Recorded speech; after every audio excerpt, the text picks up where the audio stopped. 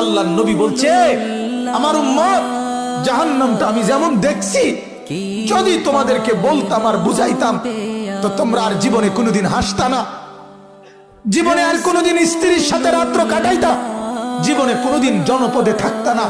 বরং জঙ্গলে আর পাহাড়ে গিয়ে আশ্রয় নিতা, আর 24 ঘন্টা শুধু কান্তা জাহান্নামের ভয়ে। আমি যেটা দেখছি, নবীজি বলছে, লাউ তা'লামুনা মা আ'লামু লা দাহিকতুম কালিলা ওয়া লা বাকাইতুম কাসীরা। আজ আপনারা,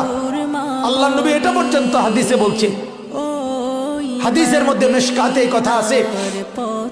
কোন মানুষের লাশ যখন লাশের খাটিয়ায় করে নাফরমান ওই লোকের লাশ যখন কবরস্থানের দিকে নিয়ে যায়, আল্লাহর নবী বলছে এই পরিমাণ চিৎকার করে ওই নাফরমান, যদি কেউ পৃথিবীর কোন মানুষ জীবিত এই চিৎকার শুনতো, আল্লাহর নবী বলেন, তাহলে পৃথিবীর কোন মানুষ আর কারো লাশ কবরস্থানে নিয়ে যাইতো না, দাফন করতো না, আর খাটের মধ্যে কান্দে লইতো না, বরং ভাবতো এমন চিৎকার শোনা সম্ভব না। এই কথাগুলো সত্য বাপ, এই কথাগুলো এত বছর ধরে এত আলেম ওলামা কোরআন হাদিসের এত কথা, এগুলো মিথ্যা না, কি বলেন?